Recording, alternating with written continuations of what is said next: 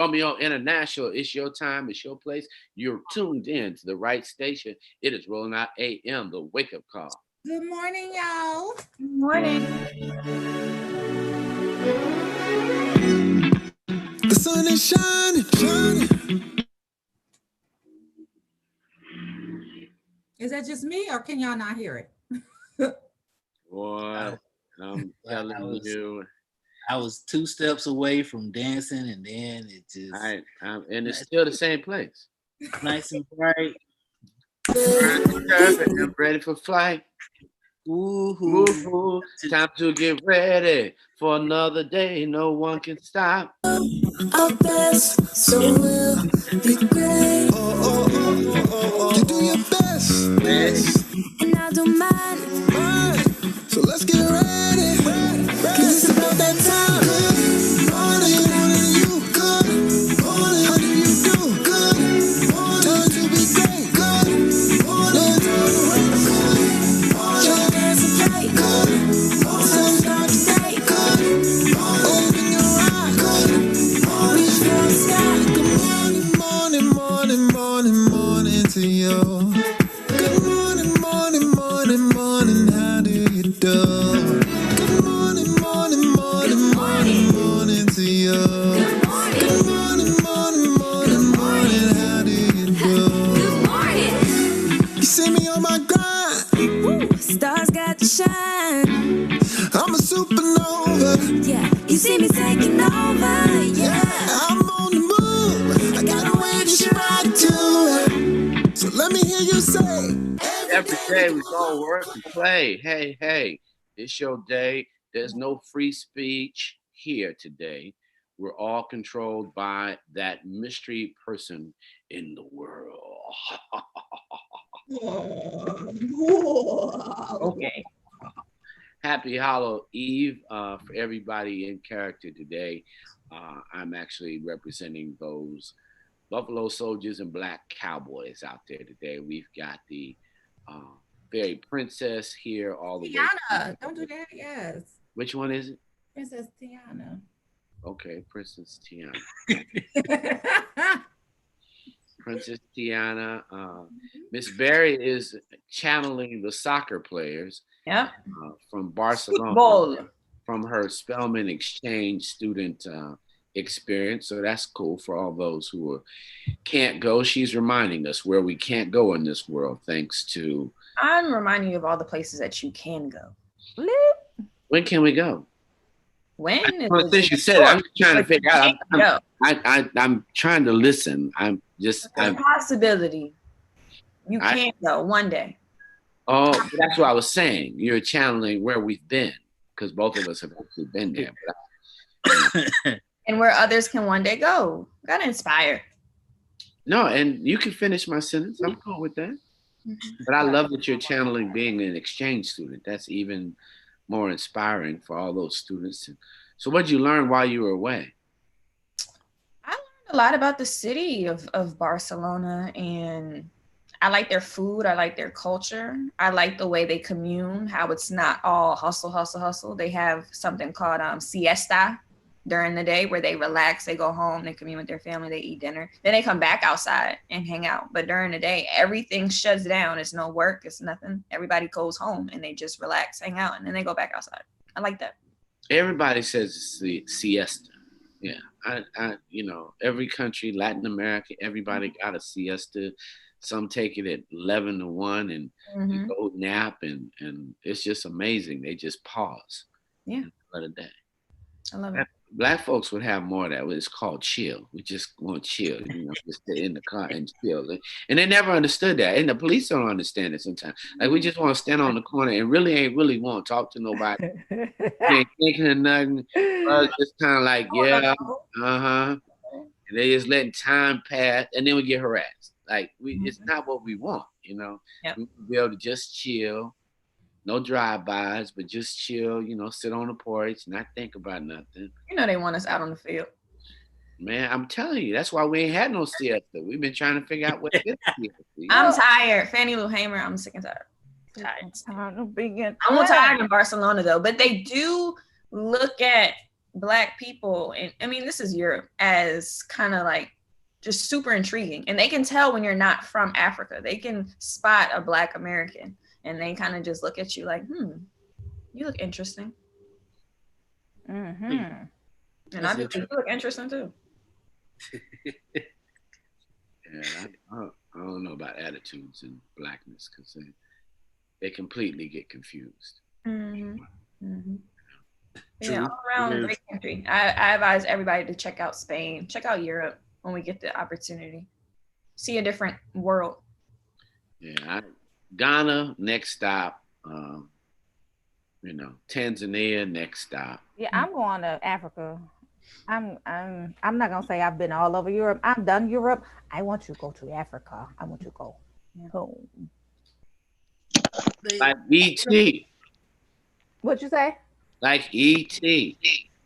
Like E.T. I want to go home. Watch party. I don't know. Maybe you didn't watch it. They don't know you over there. They don't know you over there. Let me tell you what they're gonna say when I get there. They're gonna say, "Welcome home, my queen. Welcome home." They're gonna have the drums playing. Yeah. Say, welcome home. Have you done your search for your genes? Hey, everybody out there. I have not. I need to. We are going to talk about and have the young lady who runs the Black Gene Company come on soon. So that's going to happen. And we need people who have done it to tell us what they've learned. So about your ancestry. Ms. Berry, have you done that? Me? I haven't. I want to though. I'm still learning of who my cousins is back at my grandma's house that I run into and meet. I'm still meeting them. We started 2 days ago, so it was something me and my mom was doing, hanging out.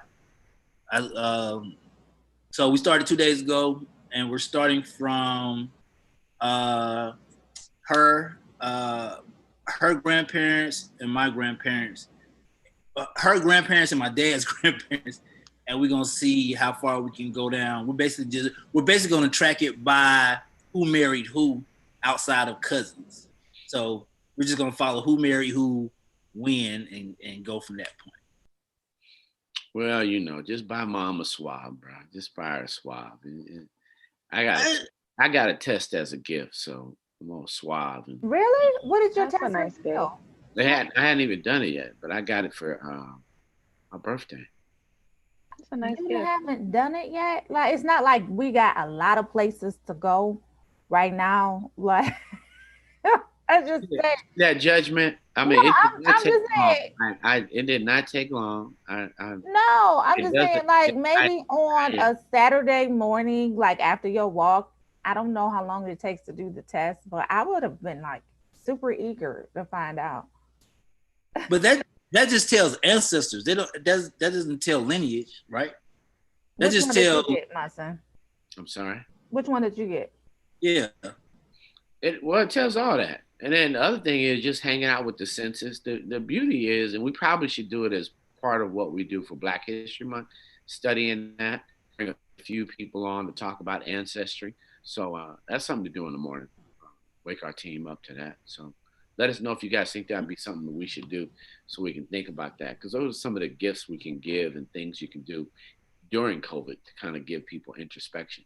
Great thing is just to look at census and see where your family members were living, which is why the census is so important. So you think about those addresses and think about our neighborhoods and think about where your grandparents stayed. And, you begin to see who was in the house, because some people actually really reported all the people in the house. And then when you have a house that has 11 children in it, all of a sudden you got a whole group of people. And then you start to find out that there's lots of relatives that are near and dear and close to you. And then you start to see the intersection of where we didn't have permission.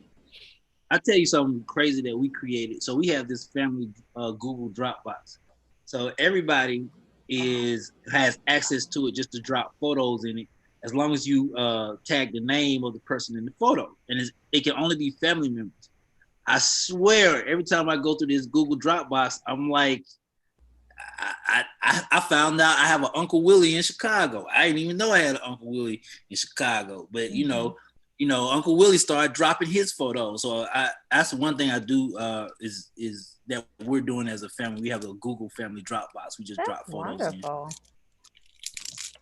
So I guess you'll start doing that for all your family in San Francisco since you don't live there. I need to. So a lot of my family comes from like the South, right? And so, yes. No. So my dad's side, on my grandma's side, so my maternal my dad's maternal side. Anyway, we're from Natchitoches. So I interviewed that guy Keith Arthur Bolden from Lovecraft. He's one of the professors at Spelman. Yeah, he is. He's a professor at Spelman. And he had a part in Lovecraft Country. Nonetheless, he said he was from Natchitoches. I said, we family. Everybody from Natchitoches is family. Might be. Yep. And then my mom's side is from Illinois. Illinois. How in the back of your head, I know we got to go to Tiara's point. In the back of your head, how far can you go back? Like if I like in my head, I can go back to my grandmom's mom. Yeah. So I think it's the same for me. My grandfather's dad, who actually was a lawyer in Chicago. So my maternal mom's, her dad, my grandfather, his dad was a lawyer in Chicago. Very stately looking guy too. I don't know if this is true for anybody else, but I feel like I have a deeper understanding of my mom's side than my dad's side. And I feel like that's very common in our community as well. Like everybody knows all their family on their mama's side, but on their dad's side, it's like, nice to meet you. Don't do that. Nice to see you 3 times every 6 years. Oh, that's true. Though. I mean, it's true for me at least. I don't know my grandmother's parents. I just know that starting with her generation, we were from Natchitoches. And so I haven't been to Natchitoches, and I am a little embarrassed because I did go to school at Grambling, and it's not far from Natchitoches. And so they was telling me, baby, come on down, and I never made it in 4 years. So don't do that. Talking about dad. I don't know my dad's side. Don't do that to the I fellas. really don't. I'll be honest with you. And sometimes the scary part of being an only child, and I don't know if you feel like this too, Romeo, it's like I gotta really think about legacy because it's just me. Well, it's a little different. I don't know, because you thinking about legacy right now, you're really young. You're really, really young. So that's a great thing that you're thinking about legacy right now. I didn't start thinking about legacy until after I had my kids. And I was like, No, I'm kind of cool rocking with me right now. Kind of straight. It's just interesting. Yeah, I'm Big Mama's boy, so give me everything right now. I already know. I already know the moment that a woman steps into my life or a child steps into my life, it's it for me. It's a wrap. I'm getting pushed to the side. So no, not happening. I feel that. All right, we're going to head into reports. What are we doing? It's your turn. Let's do it. Bring them out. All right. So I found this to be really interesting that Prince Harry had no idea that unconscious bias existed before marrying Miss Meghan Markle. God bless you. Thank you. He did an article with British GQ. He did an interview actually, and he had said, when you go into a shop with your children and you only see white dolls, do you even think that's weird? There is not a black doll there. I use that as just one example of where we as white people don't always have the awareness of what it must be like for someone else of a different colored skin, of a black skin, to be in the same situation as we are, where the world that we know has been created by white people for white people. He does know he married a black woman, right? He does know that. You know he always been a little down with the sisters anyway. She's mulatto. She's mulatto. She black. She black. We're the dominant color, so she's black. But that goes into the special black category. You think so? What is special black? What's special black? Well, there's a real theory on most white people know special black people. So special black people are Michael Jordan, Barack Obama. Oh, same thing. I thought you were gonna say people who are actually mixed. No, special black people means they have a special skill or talent that they really appreciate. Mhm. And that could be smart in school. That I know that black person. They don't know any other black person. It's just a black person, but they know a special black person. So they would know the brother that is over in Lovecraft. So they'll know him. They remember him. They'll know all the NFL players. And so his wife was a special. She's an actress. She's Mhm. Do not you just. think that's a lot of the pass? They get a pass? Are you saying they get a pass? No, but I'm saying, so he didn't see her as black. He saw her as. I think he see her as black because he hangs around like a lot of black people. Like Prince Harry, he's way That was, cooler than that his was older brother. when he was balling. He wasn't in Detroit. Like, y'all got to be real careful on how you say hang with black people. Once again, they special black people. If somebody hang out with Pharrell, that don't make them black. I mean, come on now, y'all need to get over that. It's No, like I don't. they I hanging don't with think black that people. he's black now. No, but I'm just saying he ain't been to no Howard homecoming. Mhm. Yeah, he hadn't hung out at Grambling. He ain't even been in ATL to hang out with the mayor. I mean, come on, it's special. You have to accept the fact, even when you say he's hanging. So do you think so to Romeo's point, you don't think that he sees his wife as black, or do you think that now he's just discovering because he has a black child these things? I don't think. Again, he was. I think her because she was a superstar. She is the black girl that has. Just think about her when she had her baby shower. Okay, I had a baby shower, but they forgot to invite Portia, forgot to invite me, but they invited Venus. I mean, it's just a different thing. So when you're thinking a certain group of black people. You're not thinking of the people that were talking outside this window at the condo on the street at 4 a.m, talking and having a bad day, or maybe early morning. And I then for remember. them, I'm sorry. Go ahead, Romeo. No, I was saying I remember when they got married, and everybody, because I watched it on TV. Everybody was watching on TV. Right. I remember a 30-minute segment, literally like when they brought her mother in to the cathedral or whatever like that. It was a 30-minute segment on, well, here comes her mother, a black African American from da da da. Like they started spitting off history facts, and I'm sitting up here like, I've never seen that before. Number one, and then number two, to answer your question, I don't think he sees black. I mean, to me, and you got is that a thing when you that say black and you think about them, they're seeing it at this level. Once again, she was a star. She was already. Do you also think that being in British type of environment versus the American environment is two different kind of ways that you view black people? Because out in London, black people kind of move a little different. When you're the largest creator of colonies, and you've created this whole colonistic idea, the ideology of the empire is a whole caste system around the world, and they managed that for a long time. Where do you think Nigerians got English from? Where do you think the Indians got English from? I mean, and many of these countries destroyed culture, impacted, and so the color and the history. I mean, he obviously knew the history of his country and what they do.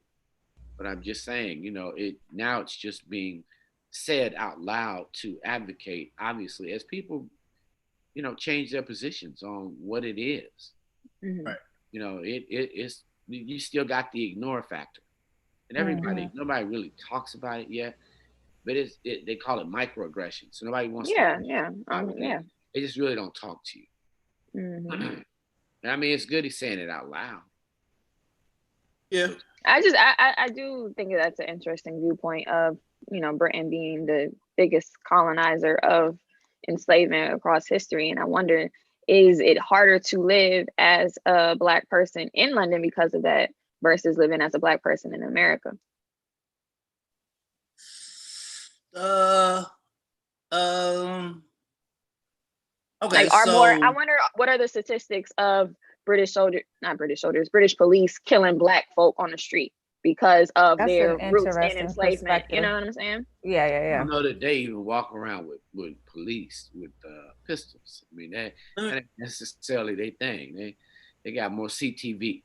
You know, they gonna video you. You know, we are the country of the Second Amendment. Yeah, you know what? I truly hate disagreeing with this point. I'll give Munson this point because I've dated outside of my race, right? Mm-hmm. If I was the black guy at Georgia Tech dating outside of his race, and as he just said, the perception of a different quote unquote class of black, accept it. If I was the black guy who went to not Georgia Tech, I could probably see that not happening. I could probably see that acceptance not happening. Mm-hmm. So I do think that because she's seen, you know, hey, she hangs out with Serena Williams and Beyonce and she's a different black. Well, so to that point, Romeo, and also to Princess Harry's point, because I believe him as well. She don't look black. She don't look that black. She doesn't look like me. You know what I'm saying? Like, you can't mistake the fact that I'm black. So you can't be like, oh, is she a different nationality? No, she black.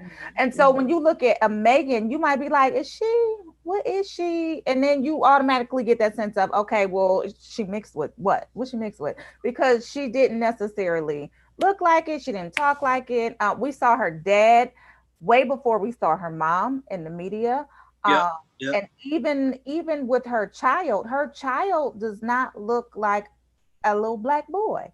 I'm just not, in my opinion. He looks white. He does look, yeah.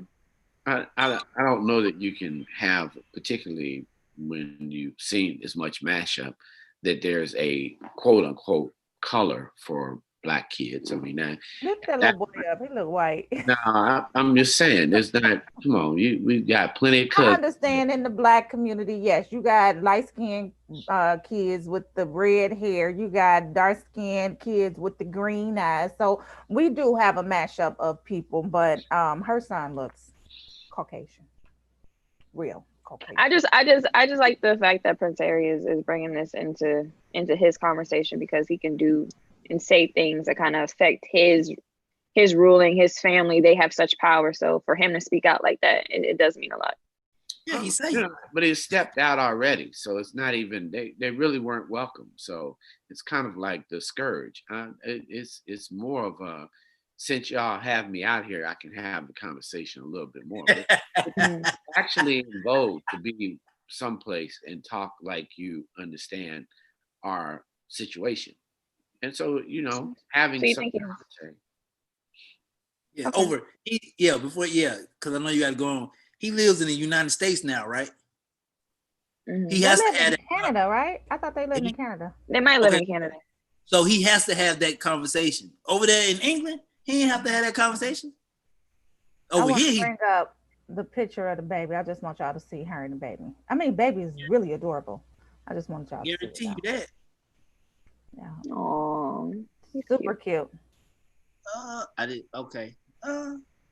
It's a baby. I don't know what color they supposed to be. Super cute. Super cute. But super cute though. All right, what we got next? Let's go one. Bring them out. Bring them out. You and this. All the hot girls yelling, bring them out. Okay, so C. Murder promised publicly to give Monica everything she wants when he's released from prison. Surprise, surprise. You guys know Mr. Corey Miller, brother, Mr. Percy Miller, No Limit, all that. He's been dealing with Monica for about a year now while he's still finishing up his bid.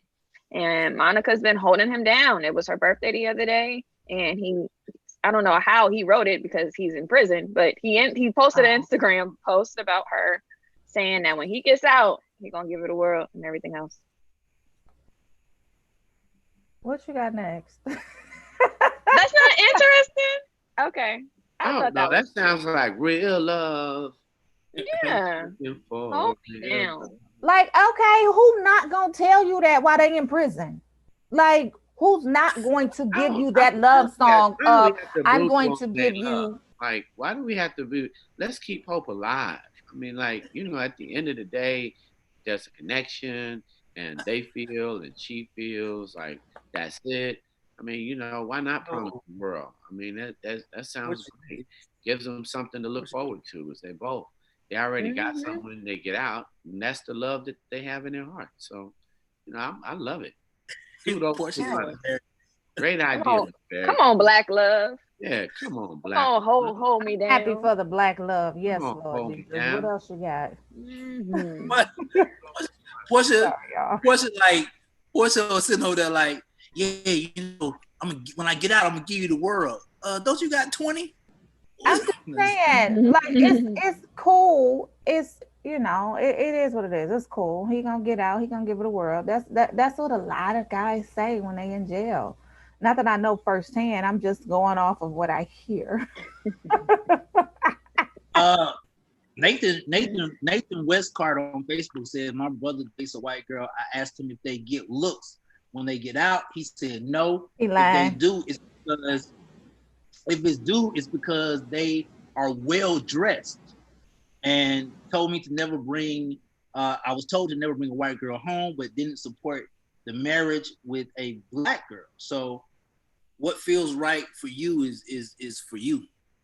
Mm-hmm. Nathan Westcart. Okay, Nathan. I'm with it. I mean, everybody got to have their own plan, and it's just in the caste system, the whole idea of control. If you, in that great book of Elizabeth Wilkinson's, the whole idea was they controlled Black people and didn't allow them to marry white people. So they controlled the whole culture of who you loved. We could be their property, but they couldn't be ours. And they couldn't definitely engage in anything, but they could engage in something. So control that love. So that's why we even have the perspective that we do. Because Blacks and whites couldn't marry before the 60s, I think like 1968. So it's not so long ago. Think that, but it's not that long ago that you couldn't even marry a white person. Wow, didn't know that. Yes, one of my favorite groups of all time, the Barge. They their parents were Black and white, and when we saw I think it was maybe an unsung that they did, unsung or uncensored, whatever, one of those shows that goes back and tells you about their history and how they came about and all of this. Anyway, part of their story was that they had this Black mama and this white dad, and it just wasn't accepted. And so as a result, they necessarily weren't accepted either. So they had a lot of issues growing up, being a group, being on Front Street and all of this stuff. So I just thought that was an interesting part of their story, that their parents were white and Black back in that time. Because I think they old. I'm not exactly sure how old they are, but they're a little older. Yeah, they are a little up there. All right. Well, I got one more story. Let's move along. I'll hold you down. When you get out? 2045. He gets out next year. All right. So Kenya Barris. That's what they say. Kenya Barris will direct the upcoming Richard Pryor film. I found this to be really, really interesting. They're just getting things started, but Richard Pryor's widow, Jennifer Lee Pryor, and her company will also be in a part of the production of the film. Kenya Barris is lead producer, so it should be good. I think people got to see Richard Pryor because a lot of young people don't know him, and he made a lot of waves for Black people in comedy. Well, I love Richard Pryor. That's I think that's one of the things that are when people gonna feel a certain type of way. Oh well, that's one of the things that's gonna fade away in history. What? Right? Black accomplishments, because you have to look at it like, so they're not being taught, right? So you think about, we know Richard Pryor, and Richard Pryor said he came from Red Fox, and Red Fox said he came from, Paul Mooney. Now you get to Red Fox and Paul Mooney, it's like the next generation will never hear those two names. You think so? Because they're not, because it's not shared. It's not shared or taught information like, hey, you know, so and so made Mark Zuckerberg made Facebook, and then he did this, that, and the third. I think the way we pass along lineage is out of sort than everybody else. Like I really do. Think about it. We was just really talking about how we can only go so far back when it comes to family members. I guarantee on the other side. But I think the idea of now we're starting to document these people and make movies and things about them. People are checking them out. There was a movie that Eddie Murphy did last year, and he played a comedian last year. It premiered on Netflix. It was a really big film. I'm trying to think. Dolomite is my name. And I didn't know about the comedian Dolomite at all. And I feel like now I know about him. So I think that the fact that there is a Richard Pryor film coming out, people would tune in. Black kids would tune into it. No, people are going to tune in. I guess my comment is, it's really, the onus is really on us to make sure that we're passing down that legacy, right? So kudos to Kenya Barris that wants to do a Richard Pryor story so that this generation can learn about who he was, right? So of course, like my generation, we know who Richard Pryor was. We know what he meant to the comedy world, but maybe your generation, Tiara, doesn't know as much. So as long as we have the Tyler Perrys, the Kenya Barrises, the Black film directors, Alina Waithe, as long as we have those people that are making sure that our stories are remaining relevant and at the forefront, then I think we'll be okay. We probably need a lot more people like that. So young people that are in film school, do your studying and look up your history so that it can be retold, right? So we need a Misha Green to be able to mix the horror genre with the history genre and make it relevant for everybody to really be entertained as well as to learn. So yes. Think about how it's like y'all be missing out, man. Like think about how things are taught to you. You learn the faces on money. Like kids, that's Thomas Jefferson, that's Benjamin Franklin. Children, they learn states and countries and presidents. Children, they know the basics of, I know 4th of July is time. Like children learn lineage. 4th of July ain't nothing but a cookout. But when it comes to when it comes to black superheroes ain't taught like that. Like to them, Martin Luther King is a holiday. It's not a action that they can watch or see or learn about. It's a holiday. I guarantee. I put anybody to the fire. You ask any child, hey, what's Martin Luther King? They're gonna say, oh, the holiday. That's what they're gonna say. So you got to look at what age you talking about. I'm talking about what Portia just said. I'm talking about the age that is passed down. Yes, we know about it. Yes, the generation after us, they probably know about it. But the generation after that, my nephew is my little cousin nephew. He's like 13. His generation after that, they're not gonna know about it, not to the full extent that we know. Yeah, and that's why the onus is on us as the elders, right, to pass along that knowledge to the younger generations. I think we're starting to acknowledge what all of Black people have done, and even more so what white people have done to us. Like when I talk to my little cousin, to us, because I was about to to us, like what white people have stolen. Don't do that. No, when I talk about Martin Luther King, and I remind her, they killed Martin because of this. So yes, it's peaceful. Yes, it's a holiday. Yes, it's this. Yes, he's this big figure in American history. But like a John Lewis, like make good trouble, because Martin Luther King was out here making good trouble and they still killed him. So be mindful of what white people are doing. I think that's something that kids are starting to see now too. But these kids now, they're not paying attention to Christopher Columbus. They calling it Indigenous Peoples Day, and they're learning the truth. And I think that's another fear that white people have right now as well. But okay, because I know you got to move on. But it's still a memory. What you're missing is the fact that they're not going to remember John Lewis, guaranteed. Unless we have the people step up like a Kenya Barris and like those type of people, Tyler Perry, to make sure that we're keeping it in the forefront. It's not dependent on no entertainers. It's literally a family discussion, create family decisions, family conversation. I mean, to Romeo's point, it's on Romeo.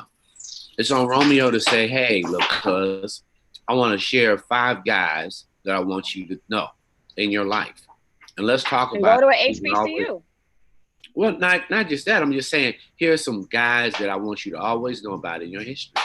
Yeah. It's real important that we become the oral history. It shouldn't be just a principle. I don't think I'm putting it all on their shoulders, but I definitely think they add to the storyline, right? They definitely add to making sure that the stories are told. Mm-hmm. So, of course, it always takes. What I was sharing with you is, as a family, when he says my little cousin, it's on his big cousin to educate his little cousin. Mm-hmm. Like, part of our conversation got to be, here's cousin who we are. And that's what the big cousin does to the little cousin. You put your own game. And that's just part of your game. This is part of your character. If you're going to get in trouble, make it good trouble. Yes. And then you share. Yeah, take the information you want. You're the big cousin from Atlanta. So you got the when you walking past Martin Luther King, when you're walking by those locations, then you get to share all of those things. So 2 comments came in. One, Janice Simmons said, you're right, Romeo. Her grandson Ryan, when you ask him about Martin Luther King, he refers to it as, oh, that's the day that we don't got to go to school. That's how he refers to it as a child. Harold what they say, when you're a child, you do childish things. Harold McDermott says, my 21-year-old son knows all about our Southern family, but I had to explain it to him who they are and who their parents are, to Romeo's point. And that's my only point. What Munson said, it's going to get you. The only reason that what you said about the 4th of July and Independence Day, all them stuff, is because they have placed those as staple reminders. Oh, it's 4th of July every year. It's 4th of July. What happened on 4th of July? This is what happened. Black superheroes don't have staple reminders. We are the staple reminders. So what do you think about Juneteenth being such a big holiday this year? A lot of people were tweeting about it. A lot of people were posting about it. I'm sorry? To us. I think a lot of corporations, I mean, I don't know if they did it because they were trying to appease the Black Lives Matter community, but I do think corporations stepped in and they did it for their own personal gain. But they are starting to acknowledge certain things in our community. To Munson's point, your younger nephew, your younger niece does not know the value of June 19th. I will put money on that. They don't know the value of it. So and we can't just allow either Juneteenth to be what we talk about. Creating our own narrative will continue. We will take Black History Month to Black 365. I mean, and it's a celebration in a way that we haven't celebrated. You know, Kwanzaa is significant. How do we add principles around the entire year? So I love it when Harold says educate. Romeo has to be the big cousin.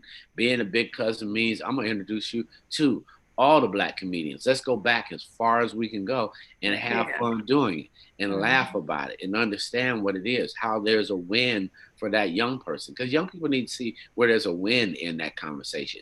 You can't just Martin Luther King and then expect them to say, well, I want to be shot. No, that because that ain't the quiet conversation. The fact that he went to Morehouse early at 16, the fact that he's a great orator, he won a prize, and that he represents freedom to a lot of people. But come on, y'all. We know what it is. You know it. Come on. Oh, okay. And he dropped the mic on that. Bye. Drops the mic. All right, see you later. Harold also said that's why Black kids need to attend an HBCU. Completely. Well, you might not agree, but you definitely were in the CAU, Morehouse, Spelman, Spellhouse, all of that circuit. So you should agree with it too. No, I definitely agree. It's definitely important to go to HBCUs Yeah. at this point. And not even just it's a culture thing, it's an education thing, it's the embracing of your Blackness.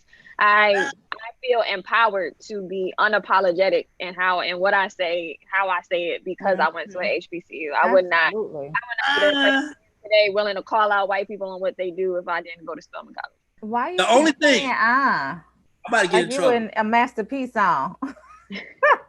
I'm No, respond. I want to hear your point. Nope. So I'm about to get in trouble. Nope. Well, see, had you gone to an HBCU, you wouldn't have thought twice about responding. You just would have said it and got in trouble, and then whatever it was. Well, okay. Since you gonna bully me. PWI. The only thing that I have about HBCUs is the growth aspect. What I realized about HBCUs is that, so yeah, the alumni is different, right? We already know that. I would say at my school, they had a certain value of giving back or building or adding, value to the school program wise. Okay. I don't think you see that as much as in HBCUs, but then I actually got into an argument with one of my friends when it came to the AUC because, Portia, you've been around that TR. I was like, how come this great historical place is right here, but the community around it has not changed? Like this historical university is right here, but it's built itself, but the community hasn't built around it. Okay. Well, no, just think about it, Romeo. Half the community that was once there won't be the same. I mean, once it's gentrified right now. Yeah, right now it is. Yeah, right. No, but I'm saying they eliminated and forced people out. Those homes, all the homes. When you have to think about the endowments. Like our institutions, we kind of had to build these institutions and put it on our backs. You can't compare how the area around the AUC looks to how Harvard looks, because Harvard was the first institution in the United States that was built for people who are slave owners. No, I'm sorry. Does the university or college contribute to the community that it's in or around? Sure. Yes. Okay. Atlanta, just think about it. The impact, but you're oppressed. Mm-hmm. Right. If it hadn't been for you sitting there saying, okay, well, Maynard Jackson was at Morehouse, then all of a sudden he became mayor. Did he have a positive effect? Before he was mayor, could Black contractors actually have contracts at the airport? No. Mm-hmm. Could we actually be general contractors? No. So when you think about that they had a 400-year head start. Wow. 400-year head start. Mm-hmm. Gave us our freedom and then took it back. Mm-hmm. Build a city in Tulsa, bomb it, and nobody goes to jail. They got free land, Romeo. We're going to bring that book up on Friday. Free land. They got 110 acres free if you're white. I just need 14 acres and a mule right now, but I can't even get that. They got free acres. They got free. I mean, how can you lose? How can you lose? They're giving you 100 and some odd acres free. It was a Homestead Act. Thank you, Ashley. But free. You couldn't get it, Romeo. So then when you can't, it's very difficult. That's why people want reparations, because y'all got it all in advance. Mm-hmm. You didn't have to work for it, Romeo. You just had to be white. That's crazy.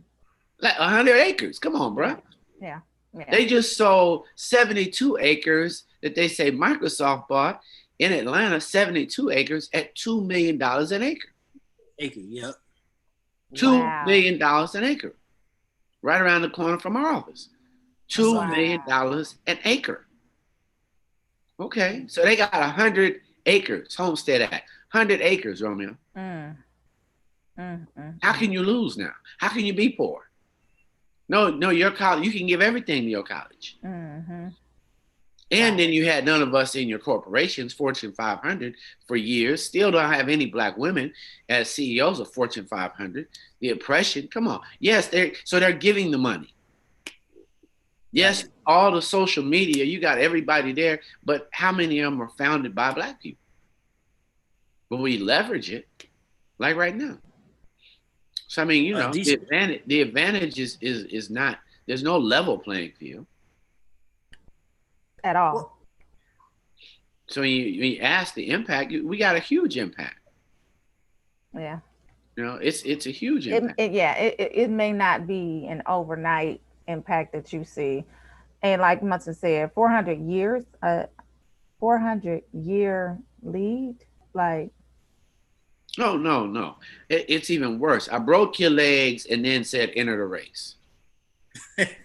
It's fair. It's fair now. I raped your women and then I said run and you go on the race. I took your family away. I still created health disparities. I gave you the worst pieces of food habits and I made you hate yourself. Mm-hmm. I mean, there's a lot of reading. And they go back. And you can't drink out this water fountain. You think something's wrong with you. Don't that just make you angry? Well, we should know how great we are to know that we have come this far. Mm-hmm. Right. But we can definitely do better. And that's what I think, even in COVID, let's do better. Let's come out of COVID better. Let's let's move forward and understand how to be better. Mm-hmm. As an educated man, everybody on this panel, do you feel college should be free, or do you feel like your freshman year should be free? I think that if you make college free, it's a tricky subject because you then it should definitely be more affordable. However, when you make something free, it devalues it. And that's a big fear of mine. It's like if we make college. It's not a fear of mine as a parent, make college free. But then if you go out for jobs, right? If you go out for jobs, right, and they say everybody has to have you have to have a bachelor's to get this position, and now a lot more Black people have bachelors now, so then you have to have a master's. But Miss Berry, part of it is they want us to believe that it's free in other countries. It's like healthcare. Mm-hmm. Why wouldn't you want every child to have healthcare? Mm-hmm. No, I would want it to be free. I just wonder what happens to the value of it. With food, and why would internet is a human right? I mean, I like for real. Yeah, It's not. Capitalism is going to always say, let the market choose. They're always going to suggest, let the market be there. Yeah. There's an invisible hand. Yes, it's called racism. No, it should be free. Yeah, agree. I believe it should be free. Everybody won't go to the same school. Everybody may not qualify to be in certain schools. Right. But at least you would know that you're not going to be in debt before you started your lifetime. Make it free. D. Shield says, devaluing is a perception. Minds must change. Absolutely agree. Make it free. We're not devaluing anything. Let them go to school for free. HBCU, free. Now, when they have reparations and you hear individuals having the discussion, that's what they're talking about. Mm-hmm. Look, you know what? Then our children can do this. Yes, you can actually get into a home with this. There are ways to do it. They just backed the truck up to the bank and did $1 trillion. Boom, done. Mm-hmm. But the fact that it would be going to Black people is what makes people uncomfortable. Okay. Nathan, I completed electrical college in 4 years. I worked while I learned and graduated debt free. All right. You did that. Sounds like a book, Nate. We must have an option of free higher education for those who need it. Absolutely, D. But it is. Yeah. Let my baby go to school for free. Now he is right to the point where like other countries do find us hilarious because they, because like Munson said, you're paying for the simplicity things that come with life. What do you mean healthcare? What do you mean you can't afford healthcare? The basic form. What do you mean you have to register to vote? Don't you already live in the United States? What you registering to vote? You just can't vote. Like is to see us sometimes in our way of life to others. I've been thinking that we clown sometimes. Like, there's a lot of free space that is rented by nonsense. I mean, you got free space in people's head and they rent it for free. They want to say, oh, such and such is not voting. Okay. Then people start commenting, and it's in their head. I don't have no free space for ignorance. I don't have any free space. No rent free in this dome. This dome is not available for trash. I'm cool on that. You know, you got to treat your thing like it's some kind of temple. Make some type of temple out of where you're coming from, because it's just ridiculous. Who cares? Oh my God! Did you see the interview? I watched, and you know what? I used to have a lot of respect for my man. It went down some. I watched the Paul Rogan. I watched the Paul Rogan and Kanye West clip. Joe Rogan and Kanye West clip, and I was like, this is the most non-essential information that you could ever put on a platform ever in history. It was. Wait a minute. It is every news outlet is trying to be a social outlet. Every news outlet is attempting to be a social outlet. Is that a bad thing, or should we only share unbiased news? Well, no, I'm just saying they have people on who aren't news at all. They're not real information. You know, they've got in the fake news business too. If he doesn't leave the White House, what's going to happen? The Secret Service is going to fall down. They're going to step back. Everybody's going to step back. They're going to turn the electricity off. Then they're going to turn the electricity back on. They're going to haul them out the back. And they'll say, thank you. There's a new resident. Come on. So they just make up this narrative. So they keep a narrative that nobody had prior to them saying it. He created this narrative, and then everybody said, well, maybe it's true. He's not going to leave. I mean, it's a lot of that. Or do you really care when people are still spreading corona? So we should talk about who somebody's voting for versus corona. Oh, because it's controversial. Yep. So you got a lot of fake news being created by even what you call trusted. Give me some more coffee. We say it's trusted. It's difficult to trust people who themselves create shenanigans. I was talking to someone. I'm sorry. You had said something about Kanye. I was talking to someone from California. I can't recall who it was. You may have been in this conversation, but she said I voted early and Kanye's name was on the ballot. I saw that. Are you serious? So that's crazy. I don't know that anybody should be surprised. It's a distraction, but just remember it. Just remember the antics of all those people who worked against our progress. You can't see it as progress for us. Yep. And that's the point I make about being special.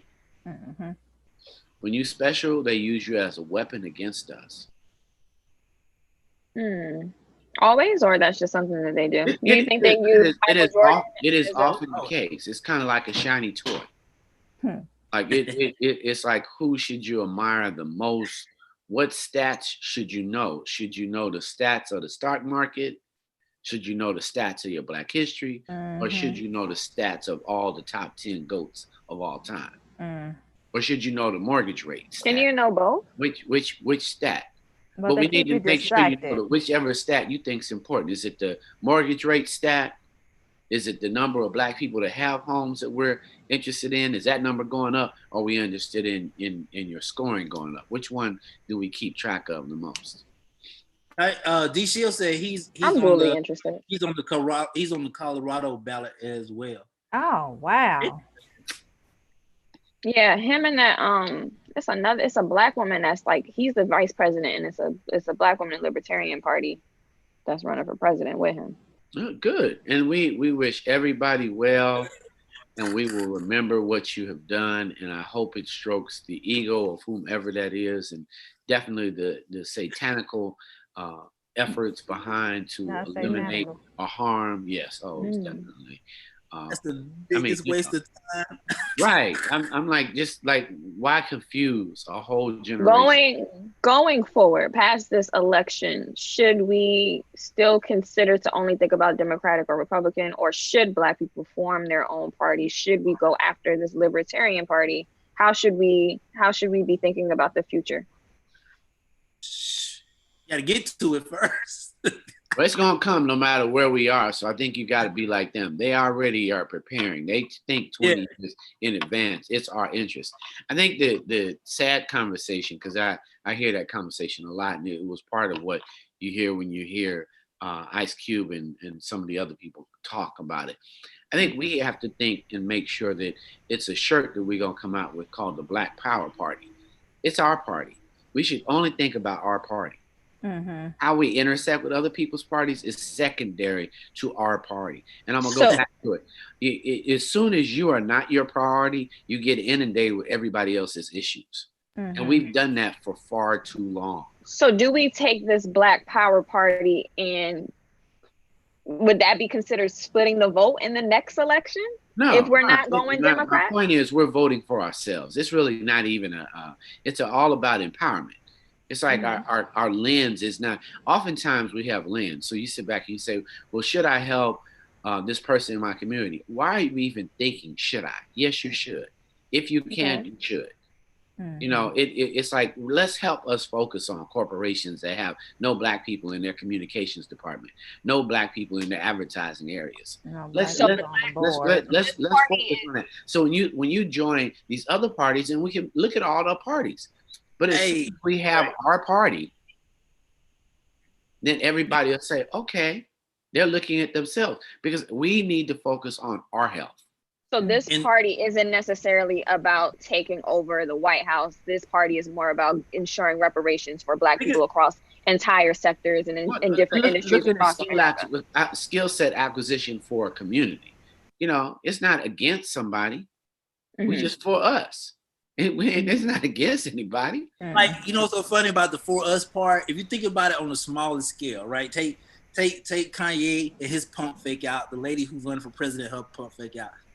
On a smaller scale, we will sit and argue about a Birkin bag that ain't thinking two cents about Black people. Ain't adding to your legacy. It's actually taken away from it. Right, but you're not arguing about who's on the ballot. I watch now, people. I had those arguments too, though. Like sometimes, but it's once again, it's a distraction by the specials. The special uses that tools to make you feel like you haven't achieved. Mm-hmm. They want you to go out and waste your dollars buying all the initials from people who don't like you. Overspend on something that will only do the same thing, carry a wallet. That's it. I mean, and literally have you defined, and then as you mature and figure out, wow, I could have bought a small little rental house.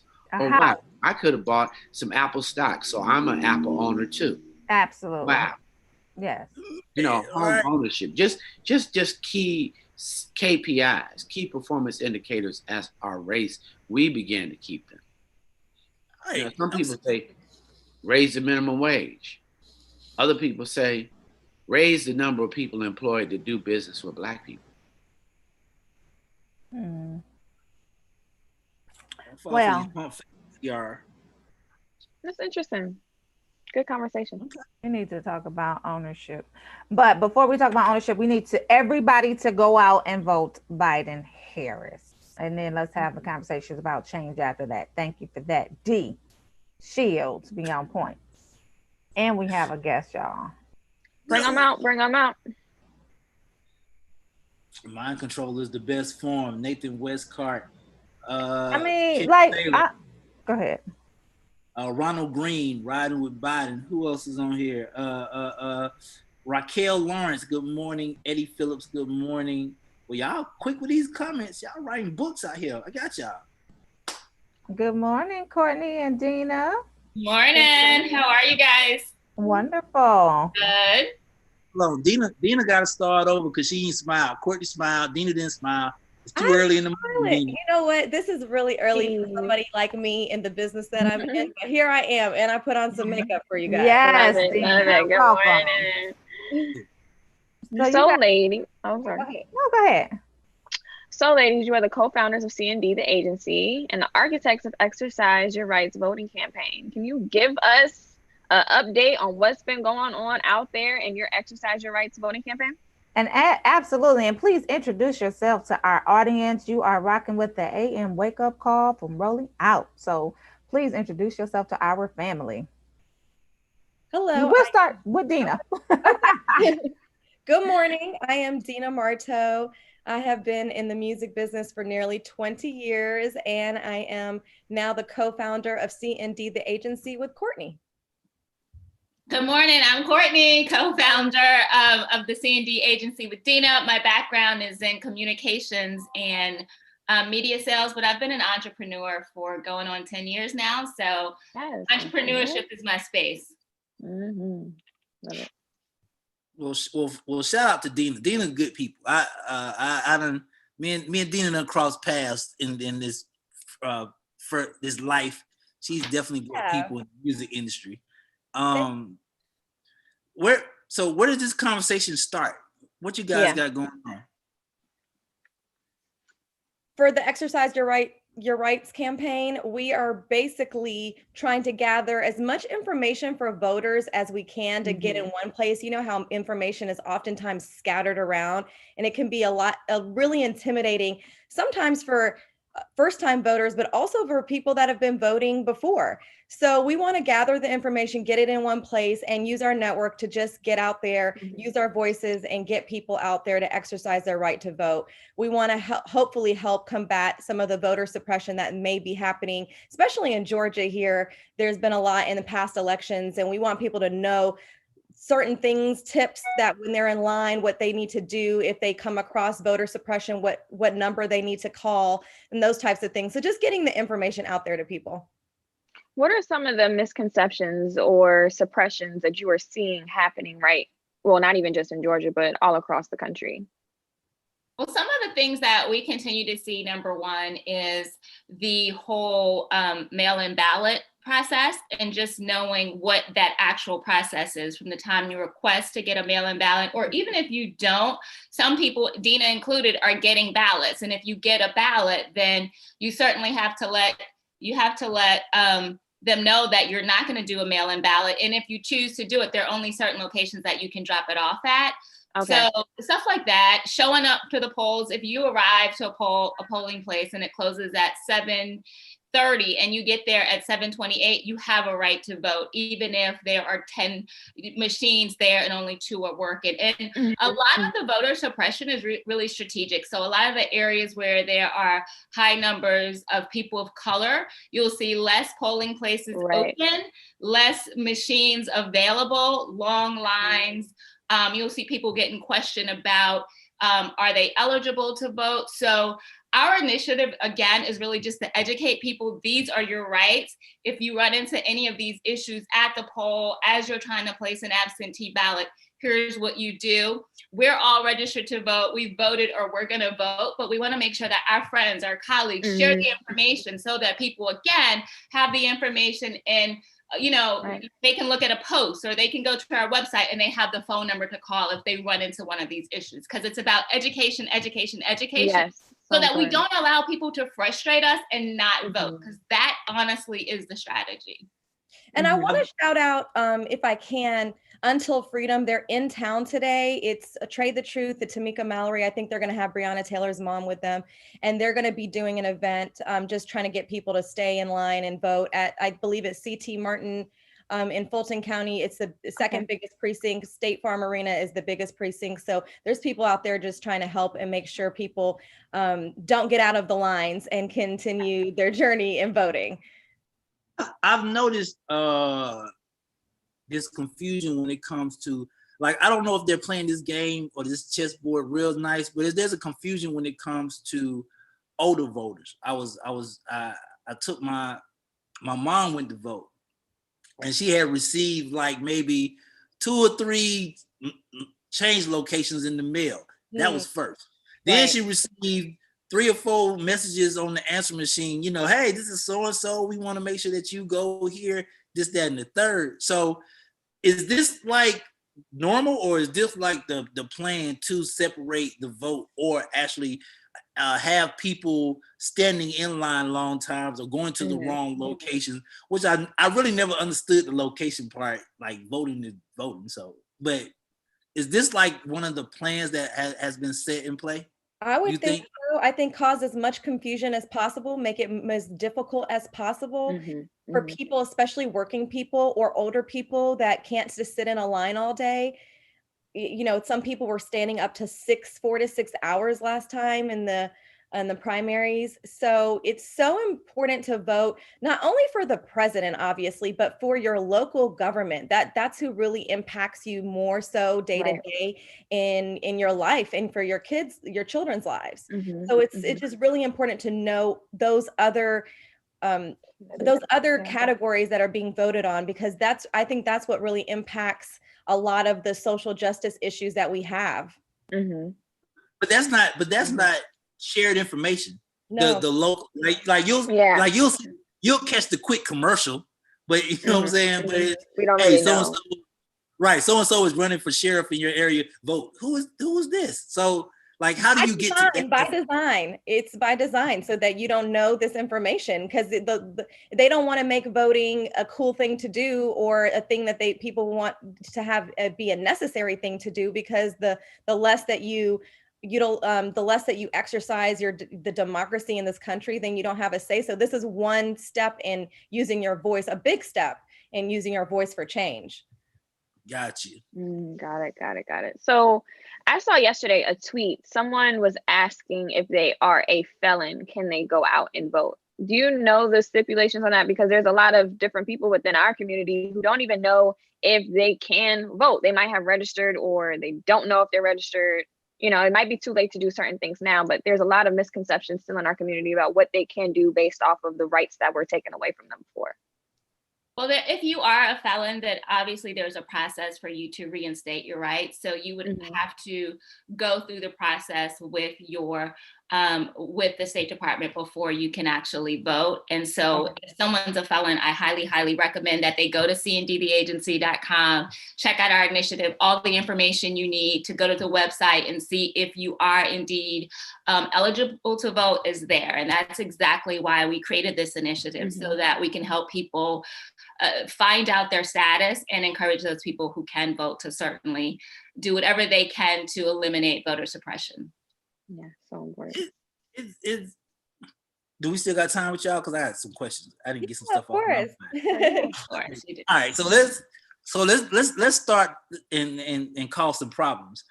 One, when it comes to voting, I've noticed something that Dina said that actually makes sense. And I say this all the time, and people never get this. I don't think the turnout is going to be as powerful until we start making voting cool, like actually making it a thing, because this generation is, for some reason, it moves off of what's popular, right? So until voting becomes a popular or a cool thing to do, or knowing the officials in your county, your state, and area, I don't think it's going to be as effective as it can be. Whereas what I've noticed is you have people that teach younger generations how to vote. Like there are high schools that teach students how to vote, but you don't see those in urban communities. You don't see those in low poverty communities that know how to actually, hey, these are your certain rights. These are the laws. Because you really got to go search the laws that are actually being presented as well, right? Absolutely. I would say, and Courtney talks a lot about this, I would say now the younger generation seems to be a lot more socially conscious and active. They're really inspiring the way that they get out there and use their voices. So I actually think there might be a shift in that. It's not about being cool, but it's about standing up for what's right. And I think that, honestly, for the underserved communities, a lot of times they feel like, I would say that if they vote, nothing really changes for them. Right. And I think that has a lot to do with, who we elect and the policies, because a lot of those policies don't ever trickle down to those communities and really make change for them. I mean, well, go ahead.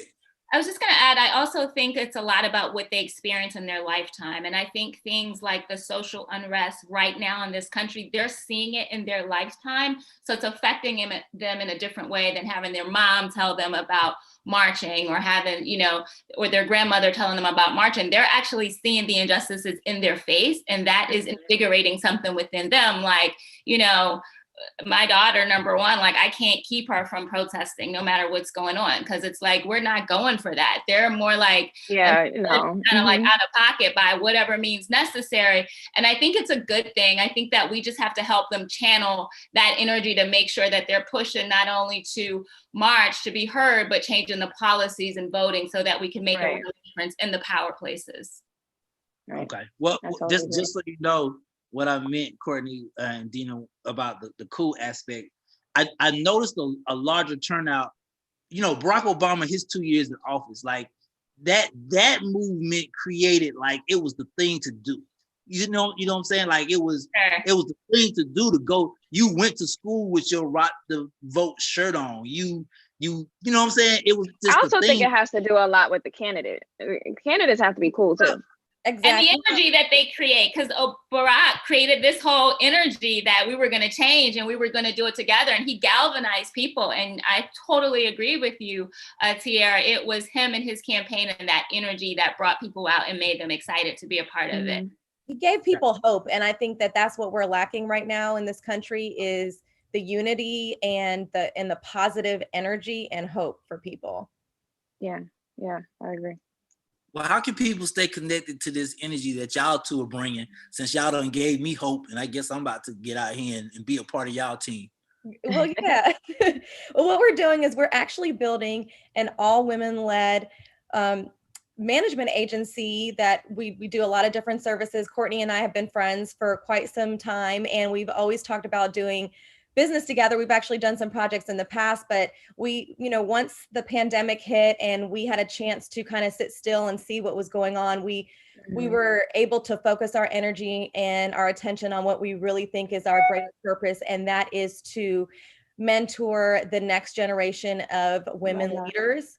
So that's just what we're trying to create, a safe and positive environment for women to work together, not be in competition with each other, and really give more opportunity for minority women who don't usually have the same level playing field as other people do. I love that. So what's the website? What's the Instagram? How can we keep up with you guys? So the website is cndtheagency.com. And on social media, Twitter, Instagram, it's the exact same thing, cndtheagency.com. Love it. And you guys, can I just go back and answer the voting question, because I actually got the answer text to me. So if you're a felon in Georgia, as long as you have paid your court-ordered fines, then you can vote. So you don't have to necessarily have paid like any restitution or restitution or court costs, but you have to have paid the fines associated with your court-ordered sentence, if that makes sense, right? So if that's paid, you can vote. But again, Secretary of State website, all the information is there. Thank you, guys. Y'all have a great morning, man. Thank you for hanging out with me and TR, man.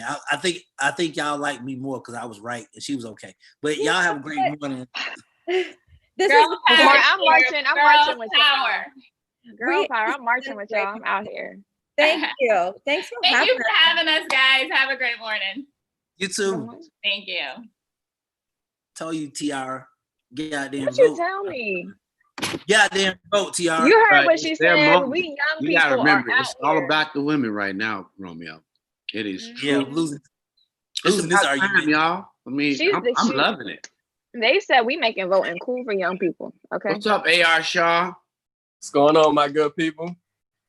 Damn, hey. Hey, what's up, man? I've been seeing you around. I've been seeing you. What's going on? Everything's cool. Everything's cool. Well, AR, welcome to the Rolling Out AM Morning Show, man. We're so glad to have you here. Yeah, man. We got a next guest, man. Killer Mike is coming on, and he's gonna pretty much give us some insight on his latest venture. I know you guys have seen some of the stuff he's done. Greenwood is definitely going up, so we want to definitely make sure I'm like number 95,000 in line right now. So. Yeah, it's people are definitely signing up for this latest venture. So we definitely want to talk to him about that. It's definitely important as far as, making sure that we control the economics in our community, and he's going to kind of give us some insight on that. So he should be joining us in a few. Love it. Yeah, man. Great. Hey, man, round of applause to you, brother, as well. Trending number 4. Trap history trending number 4. Wow! Congrats! Yes. Let's do it. Going up this week. We're gonna talk about it a little bit more when once we finish with Killer Mike. But definitely want to make sure that we highlight everything. He's should be coming on in a few. Okay. Mm-hmm. I'm excited. I'm ready for this. I even like the name Greenwood. I found out what Greenwood means. I'll let him dive into it, but I'm excited. Yeah. He's gonna tell us all about the history, the name, and how it all came about. Of course, it's a historical name. Stems from Tulsa, but he'll explain everything once he comes on. He's on now, so we just wait for our producer to bring him on. He's in the room, so yeah, he'll be coming on in a few. He coming around the mountain when he comes. No, do you see him? You don't see him. Big around. I need to log off so he can. Hopefully, producer Ashley can help you out with that, Jennifer. Shout out to Cynthia Evans, Cynthia Hampton, Derek Smith, Cynthia Allen, and also Supposia on Facebook this morning. Georgians who have completed their felony sentences but still owe money for restitution fees and court costs are eligible to vote. That's the I guess that's the hook. Pay those court fees. I'm gonna tell you right now, as a black man, you never want a court fee. Man, you don't want a court fee. Well, they know how to use them court fees against you for sure. Well, they know how to you know how to use them court fees. Who else? So we got our brother Killer Mike in the building. There he is. Want to salute him. What's going on, my brother? How y'all doing? Good morning. I got kicked off a couple times, but I'm back. Morning, man. Welcome. Welcome to the Rolling Out AM Wake Up Call. I am A.R. Shaw here with Munson Steve, Romeo International, Tierra Bear, Portia Monique. How's it going, brother? I want you to give us some insight on this latest venture that's changing the world. Mm-hmm. Well, I grew up in Atlanta, in the Collier Heights, Adamsville community, and my grandparents raised me. So I've been banking black all of my life. I didn't have a choice. It's the way things were. We always had a bank account with one of the larger banks, and we always kept a black bank account. And growing up in Atlanta, you can tend to think the whole world does the same thing, or you kind of see the world from chocolate-colored lenses. Mm-hmm. And I didn't understand how important it was outside of Atlanta for Black people to be able to have the economic security of not only a Black banking institution, but financial literacy and just knowing what to do with that dollar to turn it in the Black community.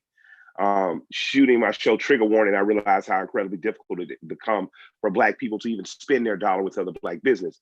Ryan Glover is an incredibly genius businessman from Atlanta. He built Noontime Records. He built Bounce TV.